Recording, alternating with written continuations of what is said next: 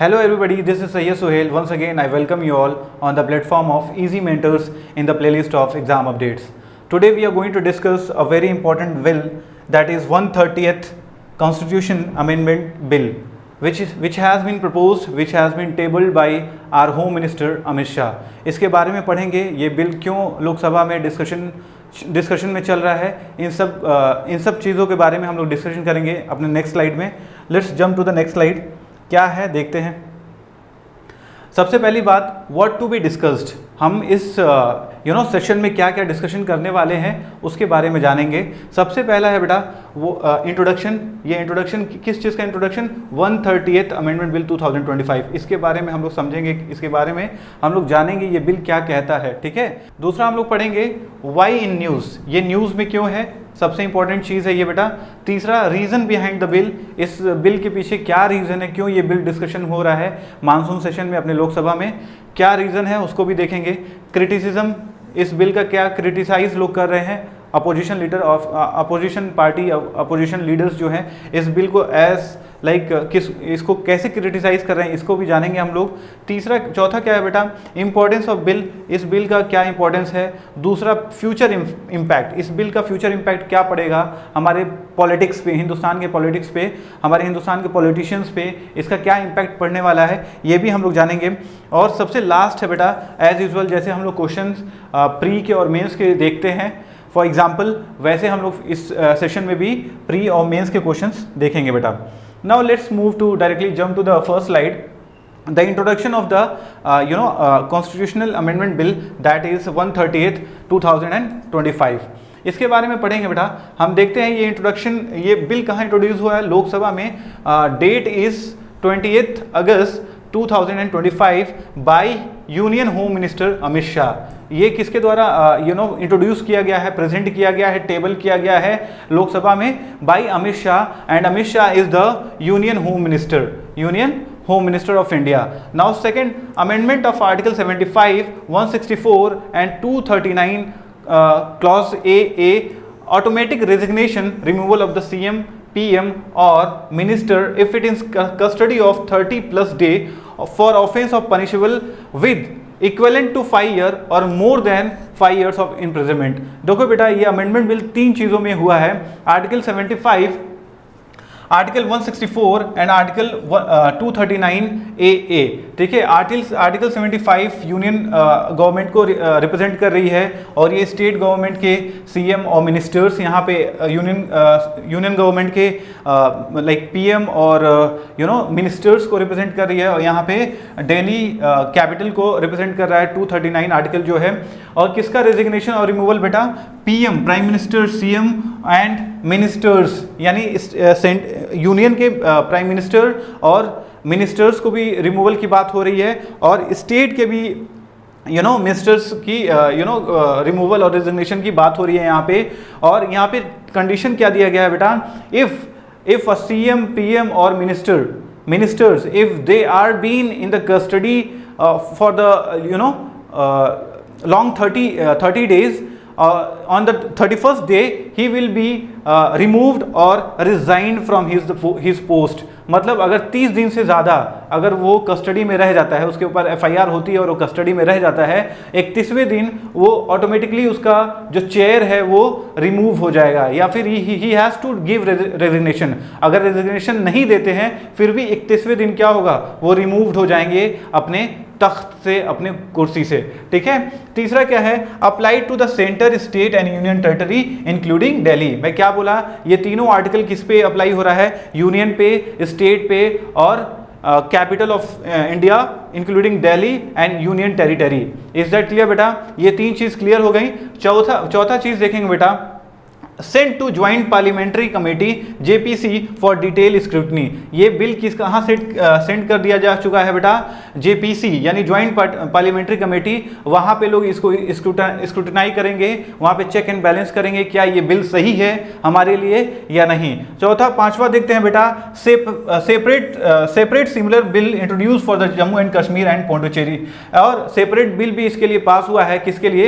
Union territory Jammu and Kashmir and Puducherry के लिए. For example बेटा, इस बिल को समझने के लिए, कोई भी चीज़ समझने के लिए हमारे पास एग्जाम्पल्स होने चाहिए, एग्जाम्पल्स के थ्रू हम कोई भी चीज़ समझ सकते हैं बेटा, राइट। तो इसमें एक एग्जाम्पल मैंने ऐड किया है, you have to read this, I will read it out for you. If a sitting CM like Arvind Kejriwal Delhi excise case 2025, Arvind Kejriwal को जेल हुआ था 2024 में बेटा, किस केस के लिए? डेली एक्साइज केस के लिए। और हेमंत सोरेन झारखंड लैंड स्कैम 2025, इनको भी जेल हुआ बेटा।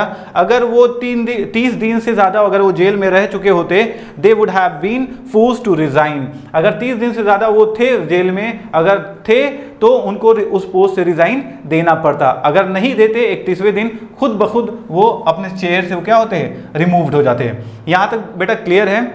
मीन्स इस बिल का इंट्रोडक्शन इस वजह से हो रहा है बेटा, पार्लियामेंट में डिस्कशन इस वजह से हो रहा है बेटा। अब सबसे पहली बात मैं आपको बताना चाहता हूँ, हमारे लोकसभा में हमारे पार्लियामेंट में 3 सेशन होते हैं। एक होता है मानसून सेशन, एक होता है क्या नाम है, बजट सेशन, और एक होता है विंटर सेशन। तो ये कौन से सेशन में डिस्कशन हो रहा है बेटा? मानसून, जहाँ पे हमारे न्यू लॉज फ्रेम होते हैं, अमेंडमेंट होते हैं, न्यू लॉज आते हैं लेजिस्लेशन में, ठीक है, उसके लिए ये होता है बेटा। नाउ हम एक और इम्पॉर्टेंट खबर मैं देना चाहता हूं हमारे इजी मेंटर्स चैनल के साथ बेटा। बहुत अच्छे अच्छे हिंदुस्तान के टॉप मेंटर्स जुड़ चुके हैं। पहले एज यूजुअल मैं बता चुका हूं, हमारे पास संजय ठाकुर सर हैं, विजय पांडे सर हैं, और हमारे जावेद फारूकी सर हैं, योगेंद्र सिंह सर हैं, अंशुमान सिंह सर हैं, और MM आलम सर हैं। हिंदुस्तान के टॉप मेंटर्स हमारे इजी मेंटर प्लेटफॉर्म के साथ जुड़ चुके हैं। और ये बैच बेटा 2026 फाउंडेशन IAS बैच होने वाला है बेटा, और ये बैच हिंदी और इंग्लिश दोनों लैंग्वेज में होने वाला है। तो फिर से मैं आपको बोल रहा हूँ, अपने सीट बेल्ट के अपने सीट के पेटियों को बांध के रखिए, टाइट करके रखिए, और get ready for this new batch by easy mentors. Okay बेटा, now will read why in news. ये न्यूज़ में क्यों है, समाचार में क्यों है, खबर में क्यों है, इसको जानेंगे बेटा। सबसे पहला पॉइंट बेटा हम देखते हैं, triggered uproar in parliament.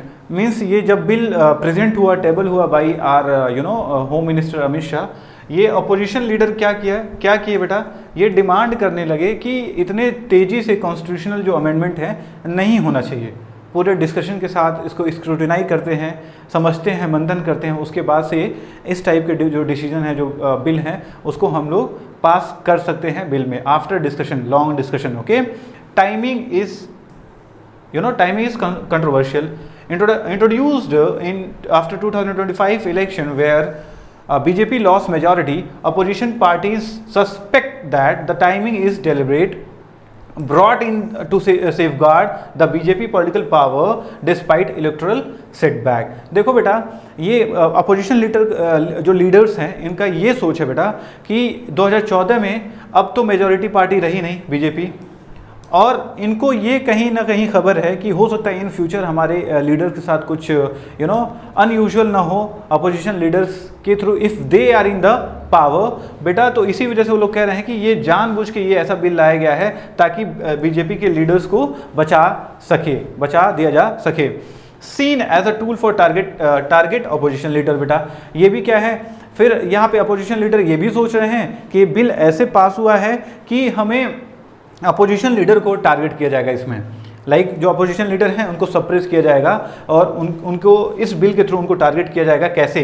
Through ED and CBI, through ED and CBI। ऐसे मैनी केसेस हम लोग देख सकते हैं पास्ट के कुछ ईयर्स में कि ED के केसेस लगाए गए हैं पॉलिटिकल अपोजिशन लीडर्स के ऊपर, और CBI के भी जांच किए गए हैं अपोजिशन लीडर पे, ठीक है। तो ये बता रहा है कि ये भी एक सबसे पहली बात है कि ये टारगेट करेगा अपोजिशन लीडर को। लोग इसमें भी परेशान है बेटा। मीडिया फोकस, ये चौथा पॉइंट है, इसको देखेंगे। Could reshape the politics by disqualifying jail leader, this raise the fear that opposition leadership could be systematically weakened through the judicial और agency, some other agencies. Means ये भी किया जा रहा है कि उनके ऊपर फेक केसेस लगा दिए जाएंगे, और उनको क्या किया जाएगा, डिस्क्वालीफाई किया जाएगा, ठीक है। कहाँ से? अपने पॉलिटिकल सीट से बेटा, ठीक है। Now fifth one is opposition term is politically motivated. Means politically motivated means मैं आपको बता दूं, एक एग्जांपल दे रहा हूं, जैसे कि एक ही पार्टी रूल करेगी हमेशा हर वक्त, और लोगों के पास ऑप्शन नहीं रहेगा क्योंकि सभी लोग जेल में होंगे, ठीक है। तो वन पार्टी सिस्टम का ये कॉन्सेप्ट हो सकता है, ठीक है बेटा।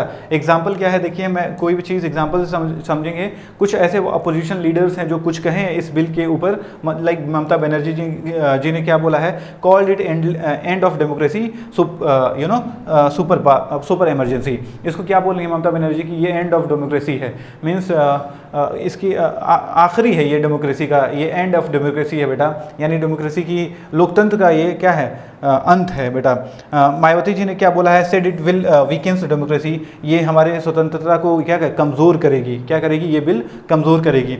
और Pinarayi Vijayan branded it as a new fascist. New fascist, new means होता है बेटा, न्यू फैसिस्ट मीन्स एक ही फेस, जो नई फेस है सिर्फ हमेशा वही रहेगी। जैसे नाजिज्म को हम एक एग्जांपल ले सकते हैं, न्यू फैसिस्ट से समझ सकते हैं, हिटलर को न्यू फैसिस्ट से समझ सकते हैं।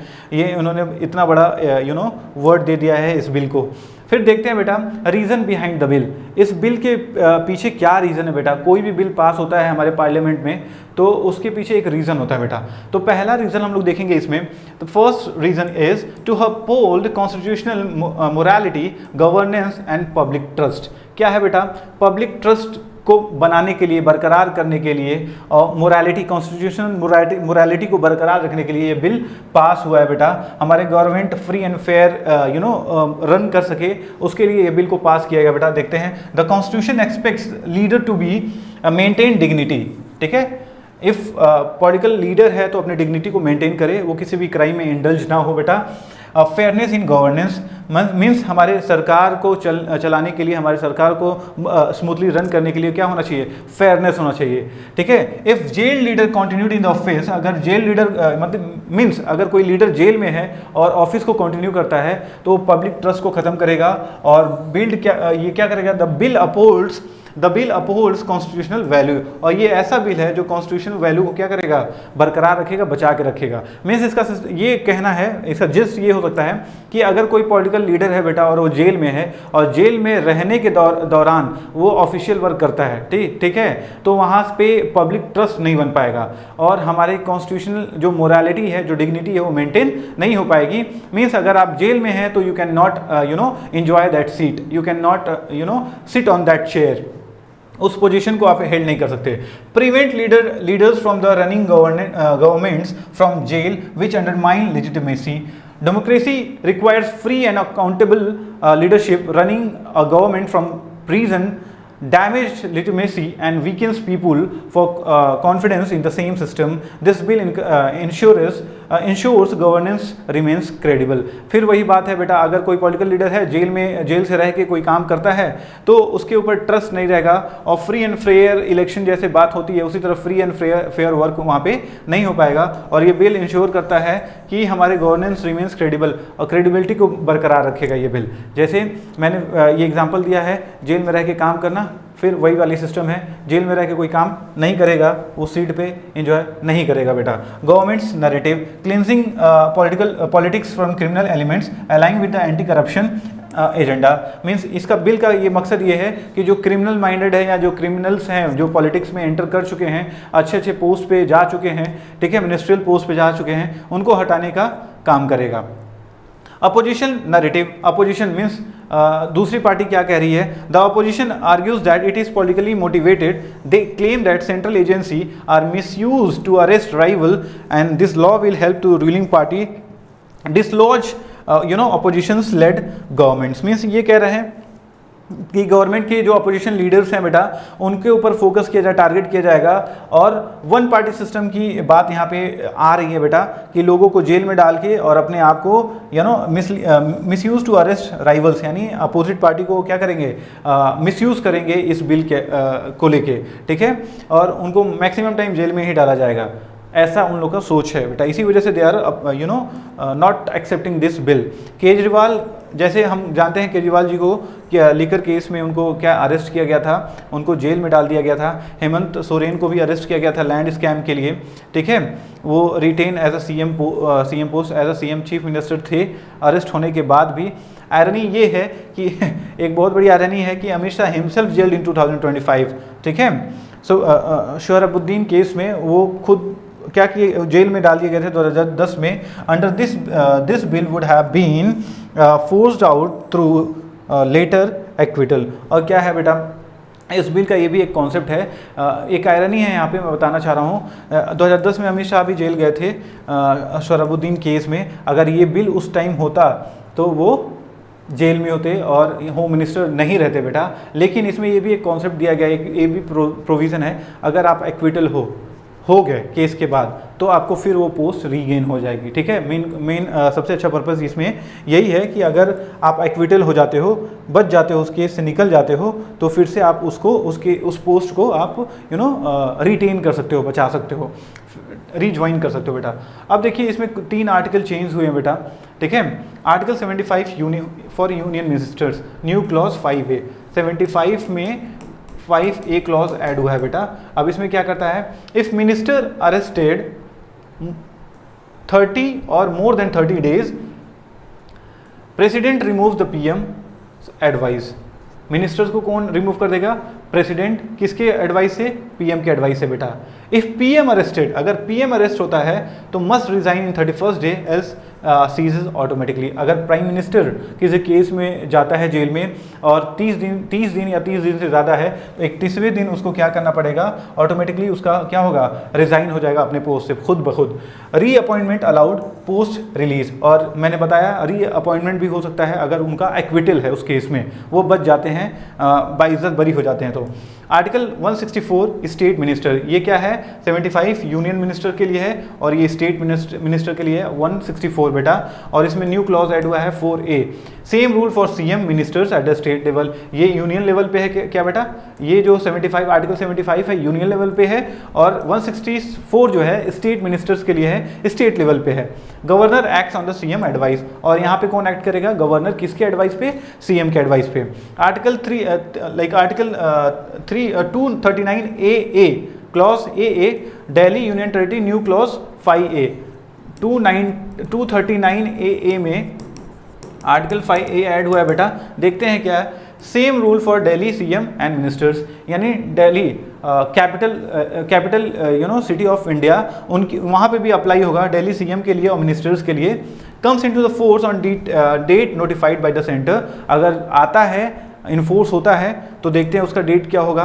अक्यूज्ड में seek bail within 30 days to avoid automatic removal, और मान लीजिए कोई फंस जाता है किसी केस में, मिनिस्टर्स और CM और PM कोई भी फंस जाता है, तो उसके पास चांसेस हैं कि वो क्या कोर्ट से बेल लेके आए विद इन 30 डेज के अंदर। अगर वो बिल लेके आता है तो ऑटोमेटिकली उसका रिमूवल क्या हो जाएगा, बच जाएगा। क्या हो जाएगा, बच जाएगा उस चीज़ से, राइट। फिर एग्जाम्पल देखते हैं बेटा, Tamil Nadu Senthil Balaji remained ministered despite arrest cash for job scam under this bill, automatic removal after 30 days। अब देखो बेटा, ये तमिलनाडु के एक बहुत माने जाने पॉलिटिकल लीडर हैं। ठीक है, ये क्या किए थे, ये ट्रांसपोर्ट डिपार्टमेंट के ये मिनिस्टर थे बेटा, और इन्होंने बहुत लोगों से क्या किया, पैसे लिया in the name of job. ठीक है, जॉब के नाम पे इन्होंने बहुत सारे पैसे लिए और इनके ऊपर जॉब स्कैम लगा बेटा, केस हुआ, और ये जेल में रहते हुए भी अपने चेयर को क्या किए, एंजॉय किए। ठीक है, वहाँ से भी उन्होंने काम किया। अगर वो बिल होता तो ये अपने जॉब से क्या रिमूव्ड हो जाते automatically. Now jump to the next slide. मैंने एक फ्लो चार्ट बनाया आप लोग के लिए, it is very important, road map की तरह है, इसको आप बहुत आसानी से याद कर सकते हैं बेटा। अरेस्ट ऑफ CM और PM minister in custody 30 days. Wait, I'm really sorry, I'll take a black color because it is not visible, right? अब देखिए बेटा, यहाँ पे लिखा हुआ है arrest of PM, CM and minister, prime minister, chief minister and ministers of union और state, ये याद रखिएगा। In custody equal to 30 days, means 30 दिन या फिर 30 दिन से ज़्यादा अगर कस्टडी में है तो यूनियन लेवल पे क्या होगा, प्रेसिडेंट रिमूव करेगा किसको, on PM advice. If PM must resign by 31st day else ceases automatically. अगर PM क्या है वो 30 दिन तक जेल में रहता है तो ऑटोमेटिकली उसका 31वें दिन क्या होगा, उसका जो चेयर है रिमूव्ड हो जाएगा ऑटोमेटिकली। ठीक है, स्टेट लेवल पे देखते हैं बेटा, governor removes ministers on CM advice. Governor किसको रिमूव करेगा, मिनिस्टर को, किसके एडवाइस पे, CM के एडवाइस पे। अगर CM 30 दिन से ज़्यादा जेल में रहता है, 31वें दिन क्या होगा, वो ऑटोमेटिकली उसका चेयर क्या हो जाएगा, सीज हो जाएगा बेटा, वहाँ से रिज़ाइन देना पड़ेगा उसको। ये स्टेट यूनियन लेवल का है और ये स्टेट लेवल का है। और दिल्ली और यूनियन टेरिटरी के लिए देखते हैं बेटा, अगर rule for the CM and ministers effective from the date notified by the centre, अगर सेंटर के थ्रू ये बिल पास हो गया, जो डेट्स वहाँ पे बिल इन्फोर्स करेगा बेटा, इनैक्ट करेगा, वही वहाँ से लागू हो जाएगा दिल्ली और यूनियन टेरिटरीज के लिए भी।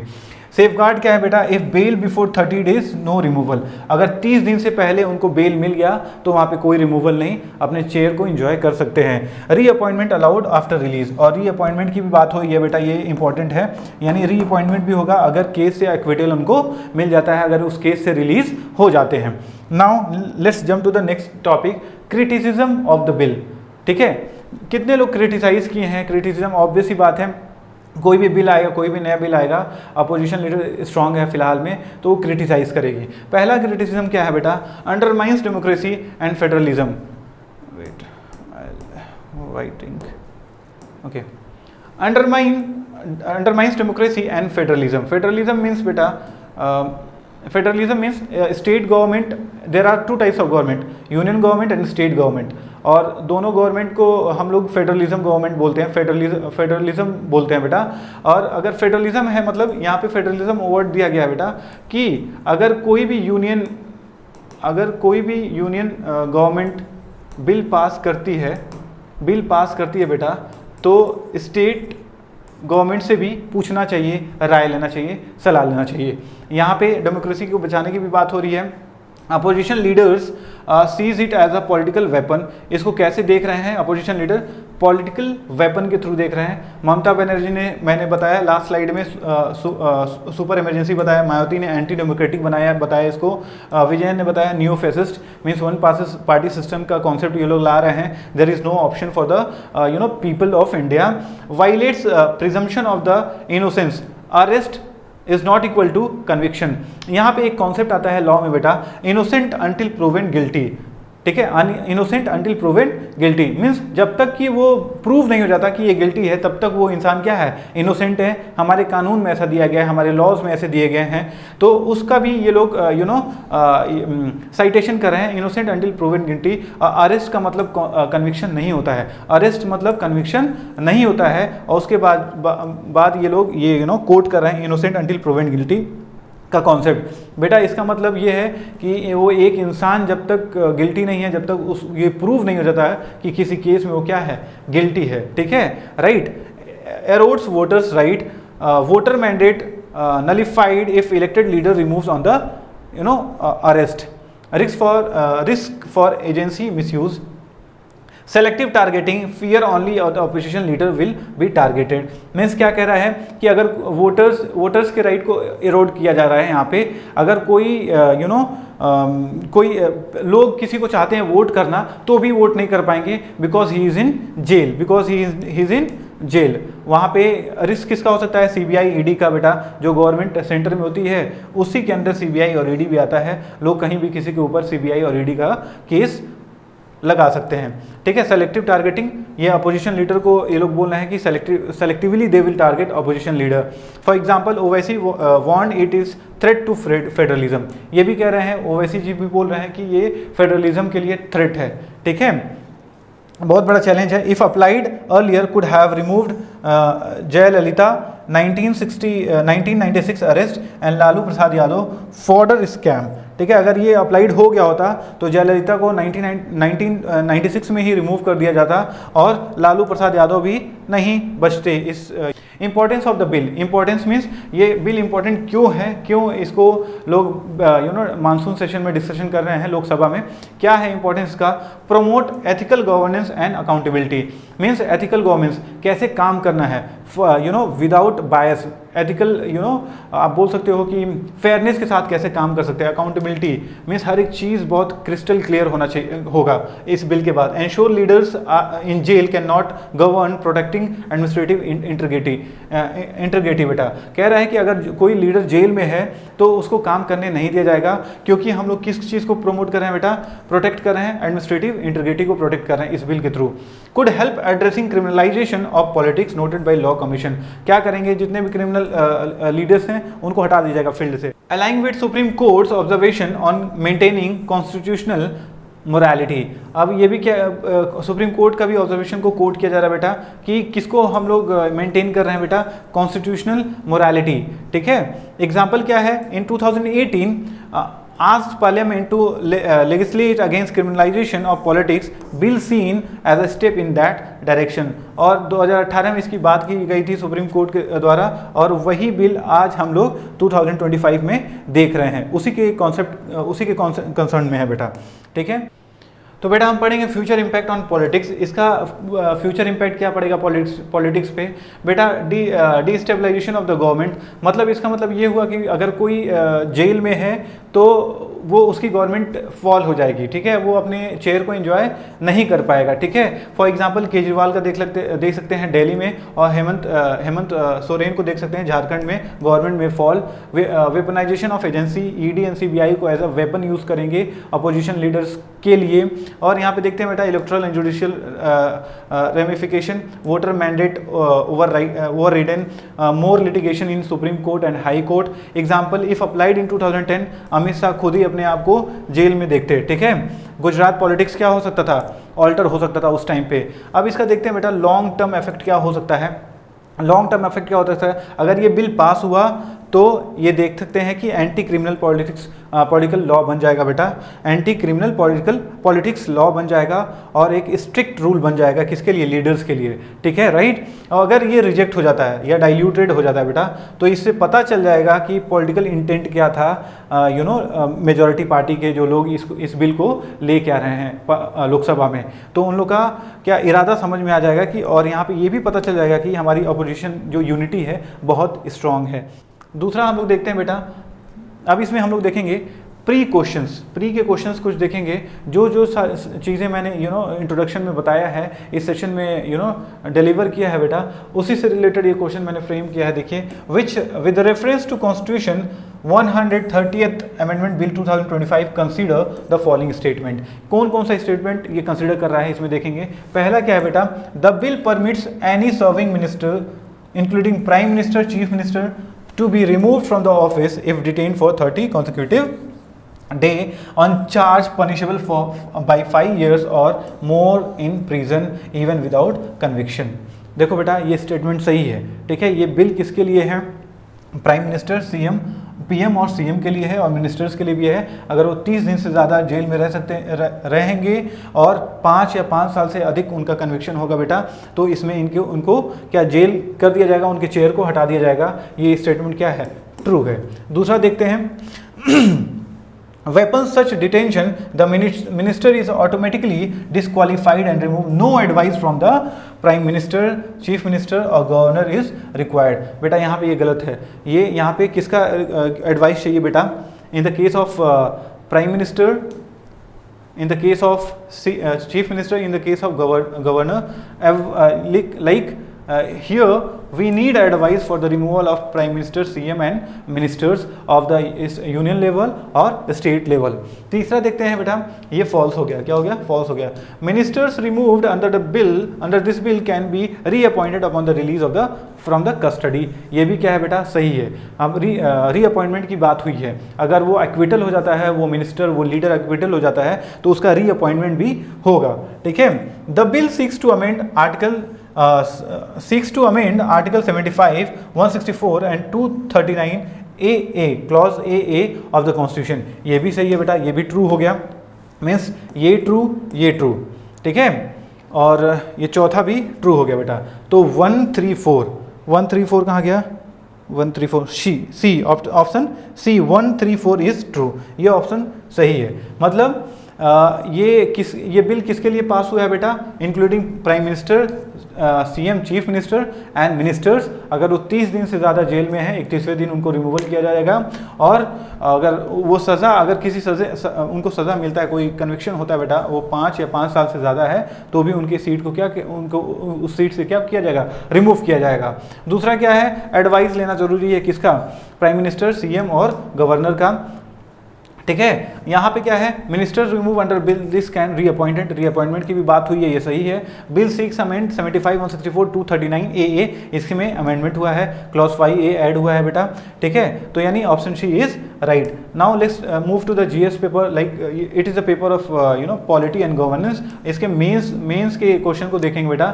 The constitution 138 amendment bill 2025 which provides for automatic removal of the minister including prime minister, chief minister upon prolonged detention in the serious cases is seen both step towards the ethical governance and tool for the political misuse. Critically examine the constitutional, political and ethical implication of the bill in the light of principle of constitutional morality, separation of power and the criminalization of the politics in India 2025. Base सारे जो gist हैं जो मैंने पढ़ाए हैं, सारी चीज़ें, सारे पॉइंटर्स इसी में आ जाएंगे, ठीक है। उनके रिमूवल की बात आ जाएगी, कस्टडी की बात आ जाएगी, इम्प्रिजनमेंट कितने साल का होना चाहिए इस रिमूवल ऑफ द सीट, ठीक है। कौन कौन इसके अंदर आ जाते हैं, ठीक है, prime minister, CM, minister, union level, state level और capital state of India and even union territory, ठीक है। सारे लोग इसमें इंक्लूड है। इस बिल को आना चाहिए या नहीं आना चाहिए बेटा। इस बिल को आना चाहिए या फिर नहीं आना चाहिए, हमारे हिंदुस्तान में इस बिल को पास होना चाहिए पार्लियामेंट में। तो ये बिल कैसा हो सकता है हमारे हिंदुस्तान के लिए, हमारे पॉलिटिकल सिस्टम के लिए, आप भी इस पे एक बार गौर करिएगा बेटा और सोचिएगा ये बिल हमारे बेनिफिट में है या नहीं है। Thank you for this. Today we have completed this session. Thank you so much. Will see you in the next session.